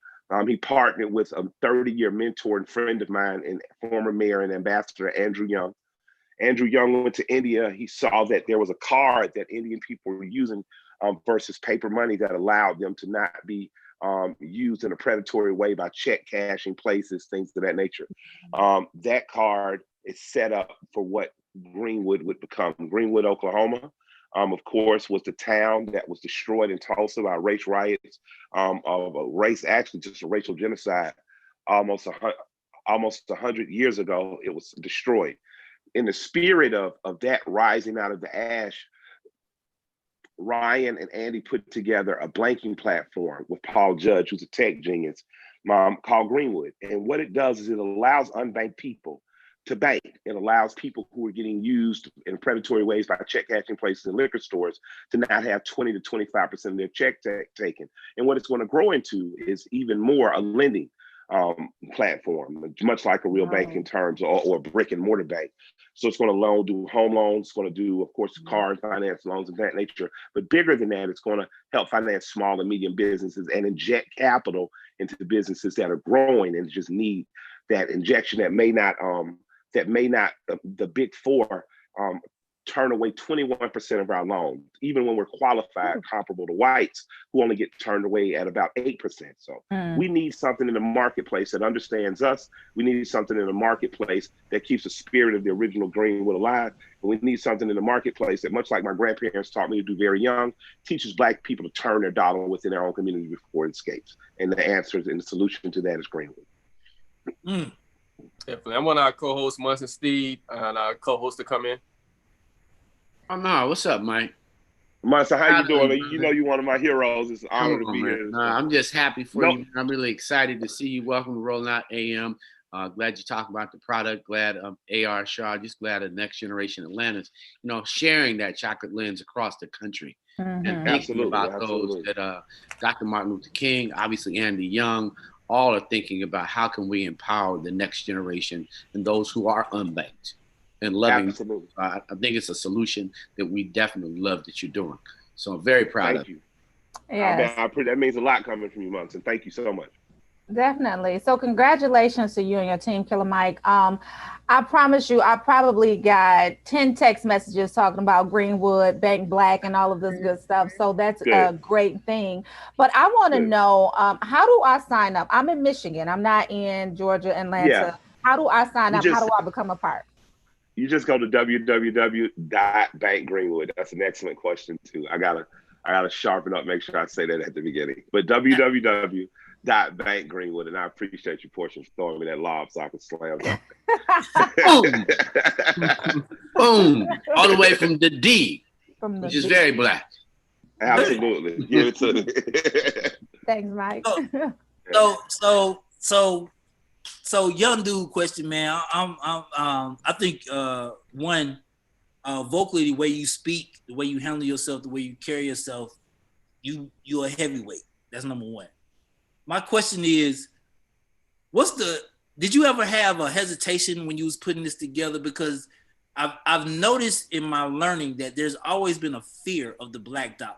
Like there's always been a fear of, if Black people get access to this, they're going to take us over or do something to this. Was there ever, did that ever cross your mind to a point? I mean, Andy told me and his son, Bo and Ryan, we should never ride the same plane together. But so it's serious in that anytime you assert yourself as a community with the dollar, whether you want to or not, people become afraid. Whether that's your intention or not. What I want Black people to know is, though, in this system that we're born in, it's a capitalistic system. You have always been intelligent with your dollar. You have never been just a flunky. You've never been someone just using, abusing it. I'm a quick vignette. I remember thinking as a child, if slaves worked for free, and they did, how did they buy their freedom? We've all heard stories of someone who was enslaved who bought their freedom and then they bought their family. Well, enslaved people had an off day, right? So Sundays typically mean a lot to African Americans, not only because we love white Jesus, because that was the off day. And the beautiful thing about the off day is you communed, you celebrated with your family. You went out to the woods, you sang songs, you did all the stuff white folks are scared to see you do during the week. But there was also that off day every white farmer was not a plantation owner or rich. You could loan yourself out from your plantation to another farmer. You could then charge that person for your services, so you knew inherently your value. Based on what you charged them, you would split a portion of that with the person that owned you, and you would keep some for yourself. That's how many people bought their way out of slavery. They understood economics in a much more sophisticated way than we credit them for. So with me, in terms of money, I understand that a dollar by itself is just a dollar. But a dollar with 100 other people becomes $101, and that gives you leverage. But instead of buying one candy bar for $1, you can say, well, we're going to buy 200 candy bars. We want them 50 cents a piece, you know. So we understand money, and we understand the power of money, because most of the time it's used against us. But when we use it for ourselves, we typically do better. Whether that was the ability to buy ourselves out of freedom, whether that was Greenwood, whether that was the Auburn Avenue Edgewood district that was ran by John Wesley Dobbs, who was the grandfather of Atlanta's first Black mayor, we have mastered coin before. And what I want to encourage Black people to do is release the fear of ignorance, because sometimes we're just afraid because we just don't know, and start to begin to be financially literate. Very simple stuff. Get a bank account and teach your children, if I give you $20, you're going to save $5. You're going to save a quarter of the dollar you make. Start to develop those habits, and that fear gets overcome. Am I afraid? A lot of times stepping out on the ledge saying, hey, this is what we need or want. Absolutely am I afraid. Do I have a choice? No. I got in this to smoke weed, go to the Blue Flame, and hang out with my pretty wife. And somewhere along the way, God said, Negro, I got a mission for you. And just a couple things I need you to do in between joints and lap dances. And here I am. Oh yeah. man. I love Yeah. it. So and I mean, I'm considered a young person. I just finished up at Spelman College. So me and a lot of my, hey, Morehouse, me and a lot of my peers are kind of, we've been active, and we've been a part of getting out there and voting and being a part of initiatives. And we're leading these marches and all of this. How do I take this back to my peers and say, we all need to sign up for Greenwood. We all need to learn about the importance of banking Black. How do I continue to make that cool in my community? Well, I think it's important that we see all of these as weapons and tools. So if you're being attacked, you don't fight by rules. You kick, bite, scratch, stick, stab, whatever it takes to survive that moment and get away from that danger. So part of what we're doing is we take to the streets, civil, we create peaceful and unpeaceful protests. I have no judgments for protests. But the most important thing that each individual Black person can do, sisters at Spelman, brothers at Morehouse, Clark, is take care of yourself first and foremost individually. We need you strong, mind, body, and spirit. And part of that is your day-to-day routine beyond what we do in terms of protests or to prepare ourselves for the economic warfare that's out there. Make sure you're good, healthy. Make sure from the mental, spiritual, and physical, you're healthy. And a part of that is making sure your dollar is healthy. So I'm never going to tell you, hey, man, quit all your bank accounts, only do things, because it's very difficult to do things in a it's easy to do this in Atlanta. I cannot go to white restaurants. I ain't even got to go to a white laundromat in Atlanta. I can do anything I want to, and it's still difficult. But what I would tell my young sisters is taking control of your dollar, being economically disciplined, marrying your dollar with Greenwood Bank does this. When you upcharge at other places, they say, well, do you want to give to this charity? When you upcharge at Greenwood, your money goes to the United Negro College Fund. It goes to the NAACP. It goes to places that for over 100 years have helped sisters get into Spelman, help brothers get into Morehouse. It goes to organizations for over 100 years that have helped push the progress and the protracted struggle of our freedom, justice, and equality. So as for me, I would tell those sisters, man, that make us a part of your habit of liberation. The same way that your mind is liberated through the education you're receiving at Spelman, I want your dollar liberated. It doesn't mean you have to give up all your other bank accounts, but make sure you save something to save with your people so that the power of our dollar united starts to make a greater place for us in the marketplace. And I want to tell people that are unbanked and not Black, you're welcome to be at Greenwood. Whether you're a Latino X, whether you're working class poor or rich white folks, if you got big corporations, y'all want to throw some money around, put some money here, because if you don't have allies, rarely do you win a war. And I want people to understand that when the Black community is successful economically, the larger community is successful economically. Atlanta is living proof of that. Georgia and Atlanta have the third most Fortune 500 company of any city or state in the union. If it had not been, or it would not been for the economic foresight and prosperity that Atlanta has grown over the last 50 years through Maynard Jackson, Andy Young, Shirley Franklin, Campbell, and all those people, we would not be sitting here. So it is terribly important that the larger community understand that a strong economic Black community equals a stronger economic larger community. And that's co-signed by the leader of the Atlanta Feds in terms of the people who handle our money on an everyday level and see how dollars turning affect the larger community. So I want people to understand that banking with Greenwood, if you're non-Black, still helps the wider community, and it's not charity. It is allowing us to participate in capitalism in a fair way. So Killer, Mike, before we let you go, I want to talk about Atlanta for a minute. Of course, we see some of the great things that Atlanta has done historically. I'm an Atlanta native, but the thing about Atlanta suffers from income inequality. We have one of the largest gaps in the nation. Gentrification is occurring in downtown Atlanta, where we see home prices have pretty much skyrocketed over the last 5 years. What do we do right now as a community to make sure that we continue this stronghold in Atlanta where in 10, 15 years, the community doesn't look like us anymore? How do we ensure that Atlanta remains Atlanta? Well, I want people to know that Atlanta's not perfect, but Atlanta is trying persistently. I've never seen a mayor in a city, in a large African-American ran city, tell Black people, do not sell your houses. Right? I have not seen that. It's not to criticize other places, but I've never seen a mayor literally say, do not sell your houses, meaning that there's productivity coming. Don't sell cheap, and don't just, when Big Mama die, everybody needs $25,000, they sell a house for $100,000. And if you do sell to somebody who look like you. My wife does this for a living. That's what she does, So I'm a strong proponent for buying property. For anybody right now with $50,000 to $150,000, go on the west side of Atlanta and buy something.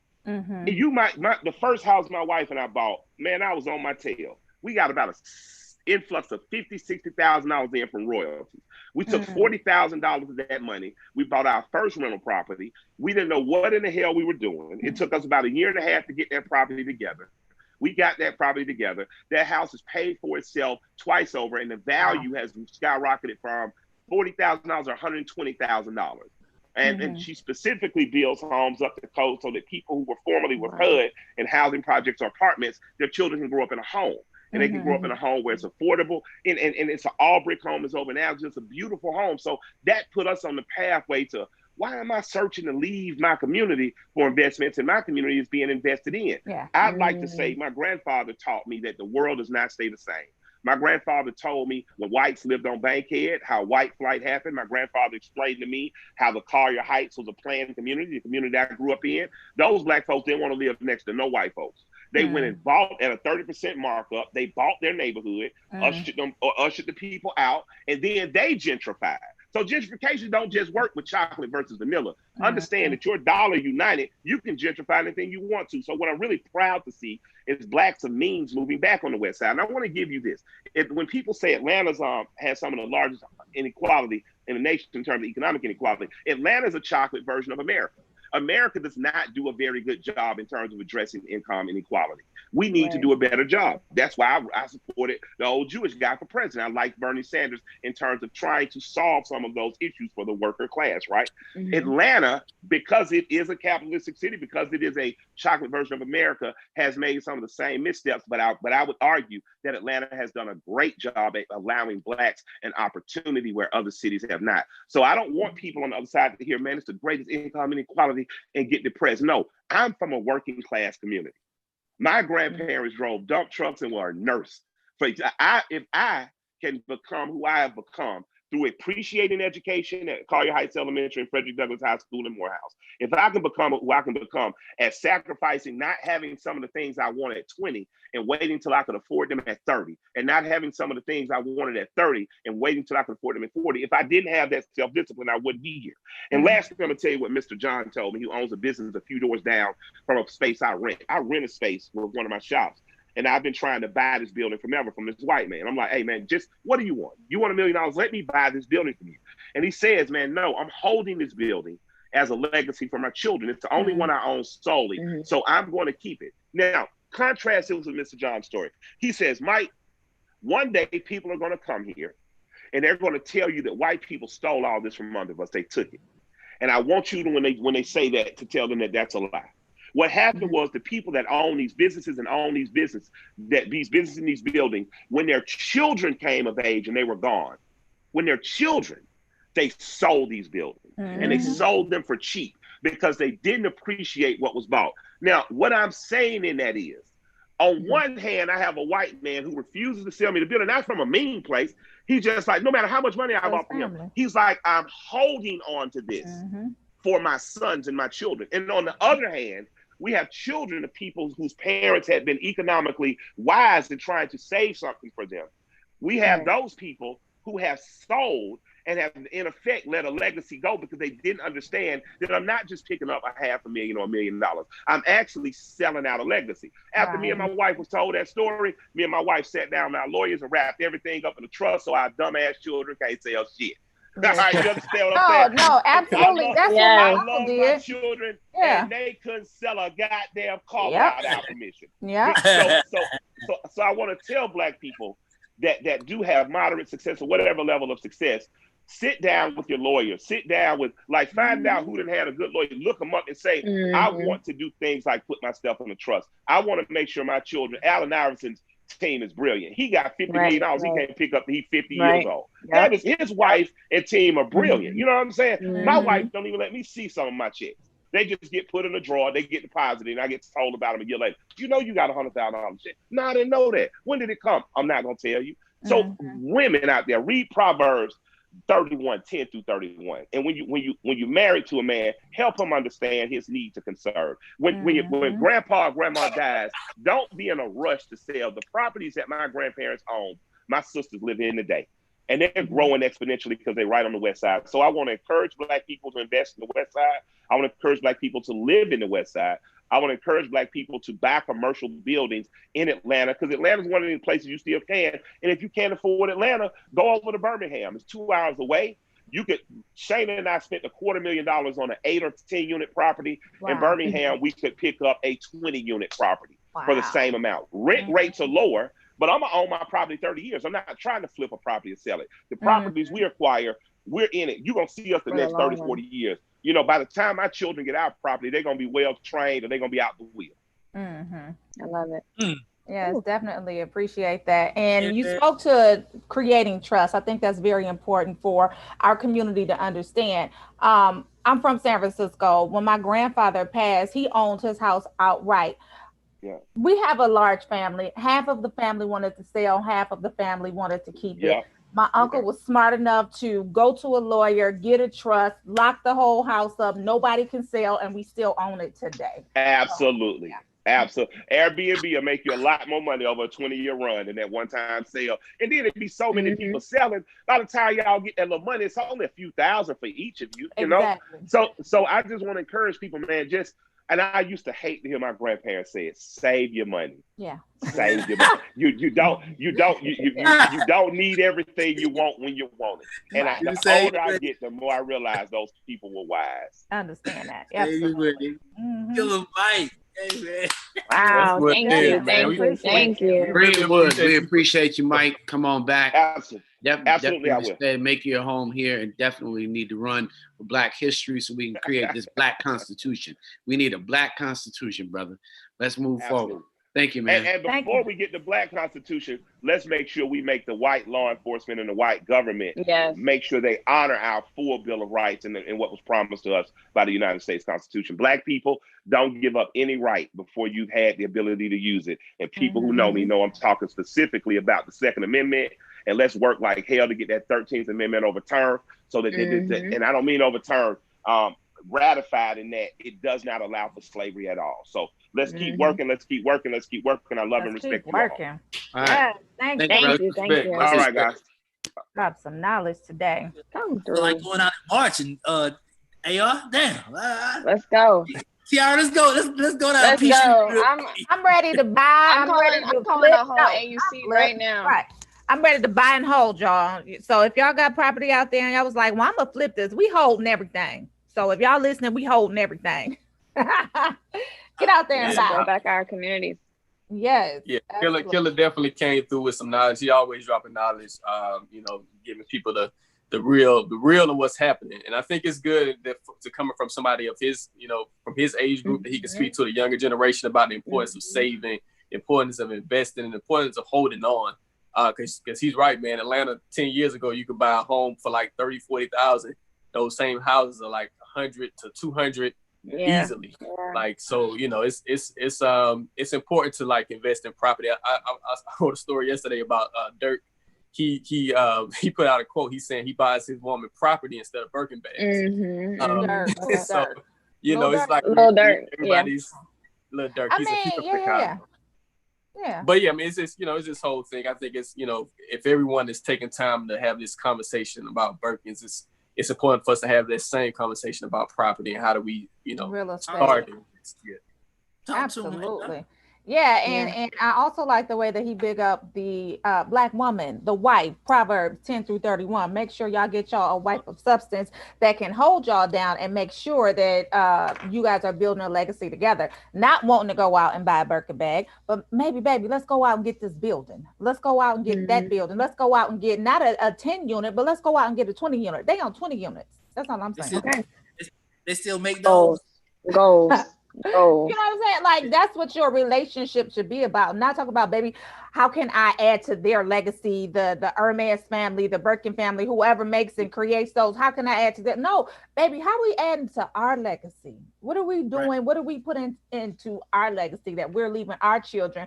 And making sure that like he said, your dumbass children don't sell the properties before it's their time. Like, just leave it in the family. Can't wait to find that woman in 2020. She probably gonna be found in 2021. I'm just saying, you can't really get out right now. You can't get out and discover and network. So yeah, look for it in 2021. Needed that info. He's so inspiring, man. Yeah. Killer Mike for president. He can't run for president. Can he run? Anybody can run. I'm sure anybody can run now. I think the bar is so low right now. I don't put it past anybody. Don't you just have to be like 40 and born in America? Yep, you have to be 35 and born a U.S. citizen. So, man. Killer Mike for president, then. Y'all hilarious. Anybody can run. Okay, bet. Oh, man. Speaking of influential Blackness, let's bring in some Black history. Today, back in, I want to say it was like 1960, John F. Kennedy helped get Dr. Martin Luther King Jr. out of jail. The political call increased the number of Black voters in that election, which ultimately led to John F. Kennedy being elected president. And I just wanted to highlight that and say that is the importance of the Black vote. That's how big our vote is. Back in the day, what John F. Kennedy did to get Martin Luther King out of jail, that ended up helping him win his presidency. So get out there and vote, y'all. Get out there and vote. Get your booties to the polls. Definitely, MLK is definitely a proponent of voting. I'm not sure if you guys saw, but there's a commercial out where it has his voice, where it's a speech where he talks about the importance of voting. So he was always pushing that and making sure that the community kind of went out in large numbers. Of course, Black women didn't get the right to vote, I think, in 1965. So it's a lot, it's a lot, importance for everybody to show up and really exercise this right, because it's a right that so many didn't have. So you want to make sure you use this right, because people fought for it, they died for it, and you don't want to take it for granted. Yeah, that's how I changed. I think that's how I changed my mindset. It's really not about me, quote unquote, voting. It's what you said, like somebody in my family, outline died and fought for this right. Somebody, somewhere. So I'm gonna do this for them foremost of anything, if anything. The ancestors. Shout out to the ancestors. Shout out to Let's do birthdays. Who birthday? My birthday? Hey, we got a birthday. Ooh. Happy birthday to Lonzo Ball. His dad's birthday was just last week, right? 23 years old. 23 years old. Happy birthday to rapper Casanova. Happy birthday to T Wayne, who turned 30. And iconic legend Ruby D, whose birthday is today. She was born in 1922. Okay, she was okay. Ruby D. Ruby D was bad. She remained bad throughout her years. So happy birthday to them. Happy birthday. We got balloons, yeah. The cake is on the way. We got the music playing, cause it's your holiday. Woo! We invited family, and everybody came. I strike a pose for me like you in a picture frame. You got your finest clothes on, and $1 million smile. So we gon' celebrate you for a while. And don't forget we got the candles when you away. Don't forget we got the candles. Happy birthday, gonna celebrate you for a while. Candles, blowing you away. Wait. Candles. Happy birthday, happy girl. So if you're proud to make another year, wait a minute, yeah. Happy birthday. Happy birthday, man. Social report real quick. We're gonna jump in and jump out and jump back in wherever Ashley want to go. I want to go because I want to tell y'all what's going on because y'all probably missed it. But wherever Ashley gonna go, but Ashley ain't went nowhere yet, so I don't know where she want to go. Oh, hey man, let's talk about this, man. Congratulations to white privilege, yay! Felicity Huffman, she completed 11 days in prison following the college administration scandal. Now, she was supposed to spend 14 days. She got out in 11. Okay, good. Early. Okay, good behavior. The actress pleaded guilty for participation in college administration scandal by paying a proctor that altered the answers of her daughter's SAT exam. Now, currently right now, there's another Black woman who's serving prison time for changing the address so that her child can have a better education, but apparently those 11 days in prison, woo, the made not woo. I'm just saying, man. Like I didn't even know. First of all, I didn't even know you could change SATs like that. Maybe I should have talked to the right people. a totally different way. So they got people on the inside that help them cheat, and fortunately for everybody else, they got caught, because had they not got caught, we probably wouldn't even know that they was cheating. Right. Yeah, and it's so crazy because like these people have so much money and they just let you know they got lazy kids because it's like you got so much money that you can put your kids in any type of tutoring program, any type of academic after school program, and you telling me these kids still can't, they don't have enough knowledge to pass the SAT. They got all the resources. They don't even want to. I don't even know. Are they even somebody go take the test for your child? Yeah, are they even taking the test? They take the test. The person that got the test took the test. They got the answers wrong, so they had to change the answers on the test. They got that much money to change answers on the test, y'all. And have somebody take the test for them. And have somebody take the test. Well, apparently, and have somebody at the college just admit them without even probably having the SAT in the application. Well, apparently I had the wrong person taking my test. Just joking. We just had the wrong people advocating for us. They just cheat different, y'all. They just cheat different. Oh, man. And they got quite a time. Next up, wherever Ashley want to go, I want to go because she said, hey, I was so happy when I saw this. So just to let y'all know, El Paso said, F y'all, because they can't do it no more. So apparently, now, if you do not wear a mask in El Paso, you will be fined $250 for failing to wear a mask. And if you keep it up, you're going to get fined $500 in a violation order. They have jumped up 160% in COVID, And the mayor of El Paso said, F this. I'm not listening to this man no more. In this White House, I could give a flying flip about these scientists. What I know is the people in El Paso that I am, I guess, are in charge of are dying. And he ain't playing no more games with none of y'all. And this is a law. It's a law? It's a law, you get fined. Yeah. It's a fine. Yeah, it's law. You getting fined if you don't have a mask. Starting and it implemented Monday.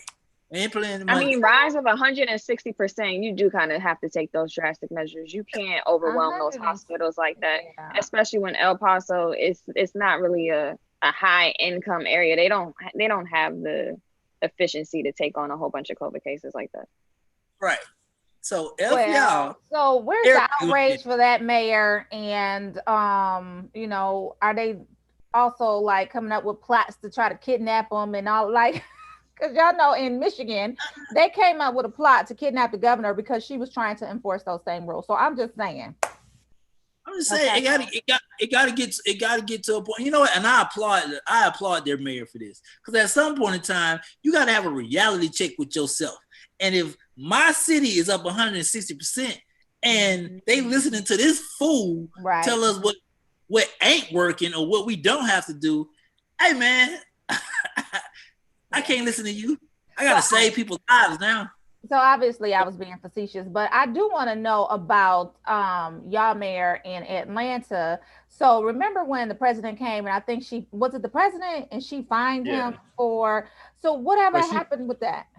Well, she called him out because he came to the airport without a mask, face mask. And at Hartsfield Jackson Airport, you're supposed to wear it. Doesn't have a mask requirement for you to go into the airport. So he came to the airport without his mask on, and and Governor Kemp took his mask off. So she was kind of calling him out on that, and then her and Kemp had this back and forth type situation. Sued, didn't she? Didn't they sue her? Well, yeah, he attempted to sue her, but it was frivolous. They dropped everything. They kind of came together, so it was ridiculousness. And I'm glad y'all said that, because this next image is, excuse my language, ladies and gentlemen, is to show the idiocracy. That ain't even a word. I got to call King James. But it's funny that you said that. Oh, so the current president held the annual Halloween event at the White House. And it was slightly different this year because kids weren't able, they did not give away candy. The funny part about this as you can see, him and his wife don't have on a mask. But everybody else in the picture, the kids, the parents taking pictures with him, they have on a mask. They're not even, as you can see, though, they have on their costumes. I'm not even worried about that part. Everybody going to the White House for Halloween was required to wear a mask, except the president. He basically said, y'all come get this COVID. He said, all y'all kids, come get this COVID, because we're not giving out candy this year. We're giving out COVID. Y'all come get it. So going in there, you had to wear a mask. The president and his wife don't have to wear a mask, and I ain't getting no candy. What am I going to the White House for? Yeah, it sounds like child abuse to me. We should check the parents. Sounds like they definitely putting their kids in danger. Jesus Christ, man. This guy gotta go. Now, how long before election day? 7 days. 7 whole days. Y'all heard about Amy Barnett? So of course we saw that she was sworn in last night by Clarence Thomas. Thomas. They said, we're gonna pick you, sir. That's a hustle. That is a good hustle. Swear her in. So what does that mean? We gotta flip the Senate, y'all. We gotta flip the Senate. Yeah, that's what it means. I think you gotta maybe try to pack the court. I think at this point, I think all gloves are off. I think the Democrats have to do what they can to really, we want to get Biden in and want to make sure that they do whatever they can to make sure that it's not imbalance. It's not an imbalance in the Supreme Court for the next 20 to 40 years, because for sure, everything is up for grabs. Since Trump's presidency, he's sworn in 3 Supreme Court judges. So let me ask you this, Amir, because I saw this information on social media. So Barrett added to the Supreme Court, despite never being an actual judge. She's never tried a case ever. Like, how do you apply for that job, sir? Like, can I apply for that You're job? appointed, and you have to have anyway, friends in high places. Mm-hmm. Even though you don't necessarily have to be a judge to be in the Supreme Court. Like they're throwing out names, like they were saying that Hillary Clinton should actually become be in the Supreme Court. So yeah, that's Man, so we're gonna see. We could put your name in there. We're gonna see what's happening. I think the thing is this though, man. It's like like I said, people gotta go out and vote. They gotta show out in large numbers. The Senate is very important. If they get the Senate, then they can probably consider adding another justice. So yeah, and to Tiara's point, Republicans have lost 6 of the last popular votes, but they have been able to appoint 6 of the 9 judges. So what's trending right now is expand the court. And basically that means by expanding the court, we can fix the broken system and have the court better represent the values of American people. Right now, I don't even know who American people are. Like statehood for DC. I mean, you got other things that actually could do it. Eliminate the electoral college. So you can do that. Increase, get statehood for DC. That would definitely, because they've got no representation. Mm-hmm. So that's a problem. Mm-hmm. Yeah. So it's just, I hope RBG isn't turning over in her grave right now. All right. It's a sad day for that. Well, positive thoughts. Miss Berry, what is your positive thought? My positive thought of the day is to take action. Whatever you wish to see change in, go out there and take action. Don't feel like there are odds that can inhibit you from being a voice or making things happen in your community. There are people out here, there are resources out there that you can connect with and take action and be the change that you wish to see in the world. And I'm going to pass the ball to Portia. Positive thought of the day, y'all. Definitely go vote and make change that we want to see in this world. But also to piggyback off of what Killer Mike said, y'all stop buying those Birkin bags and have a conversation about buying Birkin bags and have conversations about buying up the block. Have conversations about buying a 10-unit apartment building or a 20-unit apartment building, building a legacy for your kids, your family, your future. Build your own legacy. Vote. Go buy some apartment buildings. I'm passing the ball to Romeo. Positive thought of the day. Just because I'm not your friend, that don't mean I'm your enemy. Look, worry about you and what you got to do and how you got to do it so you can get to the place that you need to be. Because at the end of the day, you got to look into the mirror and look at yourself. A.R. Shaw. Let's get it, man. I think my positive thought of the day is to do this for the next generation. I think we got to understand that we're not really doing this for us. We're doing it for our kids, for the next generation. What happens in this election is going to affect a lot. The next 10 to 15 to 20 years are going to be at stake in this election. So let's make sure that we're actually doing what's wise. Let's make sure that we actually voting Biden-Harris. Let's make sure that we're voting for the Senate. Let's make sure that we're doing something that's going to change the course, because we don't want to be in a position where our rights are taken away because one party doesn't view and see us as the same, or doesn't view our values. So make sure that you exercise your rights during this election period. I'm going to pass it to Munson Steve. Thanks, Mira Shaw. Romeo, any more positive thoughts of the day? Hey, if you need a hug yourself. Let's go. All right. All the way from Barcelona, Team Barry. Great. Send in your Halloween costumes. We'd like to see some of them. Put them on our Facebook page. Let us know what's going on.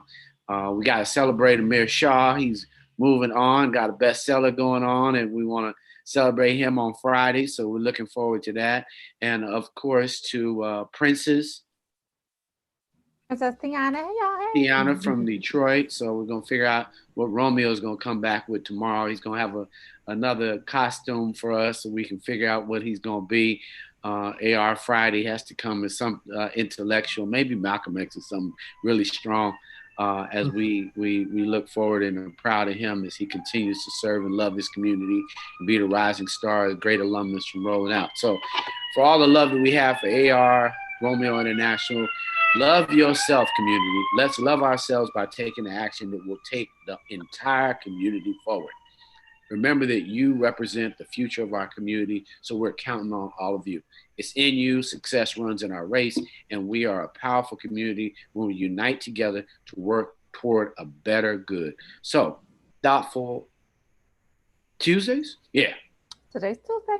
Yep, Thoughtful Tuesdays. We love you guys. It's Rolling Out AM, Romeo Vote International, Tia Berry from Barcelona, A.R. Shaw, resident intellectual, and of course, Portia Princess Tiana. Princess Tiana Monique. She kept saying it. I just want her to say it because you have Princess Tiana. All right, magic to all you guys. We got love you guys here. Rolling Out AM, the wake up call. Peace. Peace, y'all. Yeah, man. Y'all gonna stop the show? I can't stop it. That's what. I literally can't stop this show. Let's see if producer Ashley can stop the show. Iris, congratulations, AR. What up, Iris? These shields.